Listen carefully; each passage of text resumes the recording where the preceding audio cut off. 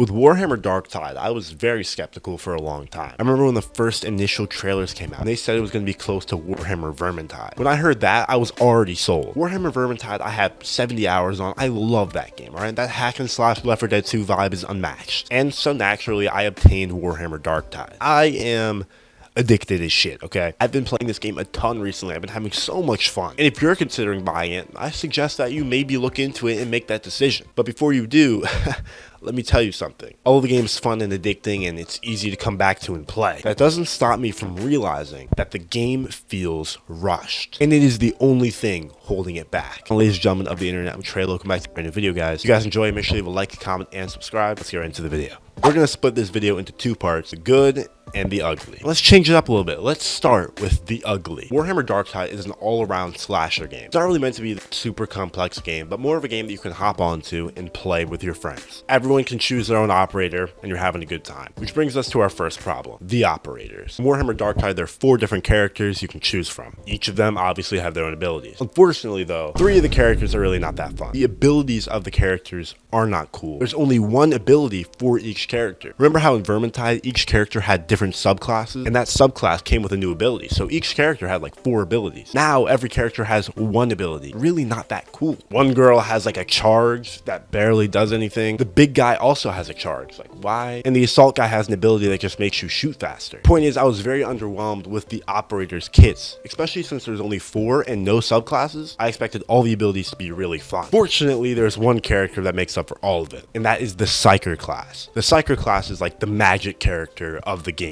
He is so fun to play, bro. He has these cool fucking lightning powers and staves that he can use. It literally makes up for all of it. So if you think the operators are dry, just play Psyker. But yeah, really a big downgrade from Vermintide to the amount of depth in each character. Another big problem that you've probably heard about is the environment. See, Warhammer Darktide takes place in this kind of steampunk engine type, underground city. Really condensed, all sheet metal, and you're always in the alleyways and the underground sewers of these areas. Only problem with that is every map is like that. Every map looks the exact same. Everywhere you look, it's like these panels and these dark alleyways and these chains and fences, and just it all looks exactly what it looks like in the trailer. And I'm not sure if the game will forever stay in this city area that's underground, but it's all there is. I wish there was some outside. I wish there were some planets that had more diversity as to what was going on them. It hasn't gotten boring yet, and the replayability is still there. But since there's only 12 playable maps in the entire game right now, I do feel as if this environment will get boring after a while. It's just not really stylish. It has no color. Think about Vermintide. I mean, there were outside areas, there were mines and underground cities, but there were also suburbs and cities. It was so good. This game seems to be all in one location. I guess we'll just have to deal with that. The game also has a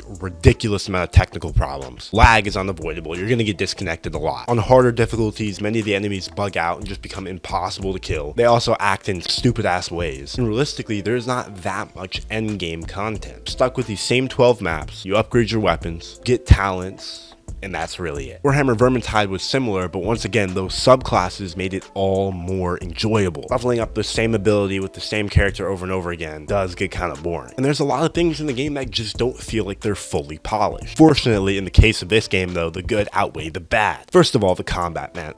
Really upgraded from Vermintide. I cannot tell you how addicting it is to kill, the grunt enemies that are coming towards you. It feels so good. One of the best melee combats I've ever experienced in a game ever. On top of that, there's a ton of weapons right now. I mean, there's probably 13 different melee weapon types right now. Weapons now have special attacks. I mean, you can charge up weapons and they each have their own unique ability. And there's a lot of progression to the actual weapons in the game. But more than the weapons, where Darktide really stands out is the ranged combat. Obviously, one of the major differences between this game and Vermintide is that, there's actual fucking AR-15s in this game. You can get pistols, revolvers, automatic shotguns, automatic rifles. A big part of the game is conserving your ammo and shooting people. And the weapons feel good. The recoil feels right. The damage output is good. I love shooting the weapons in this game and getting new weapons and trying them out.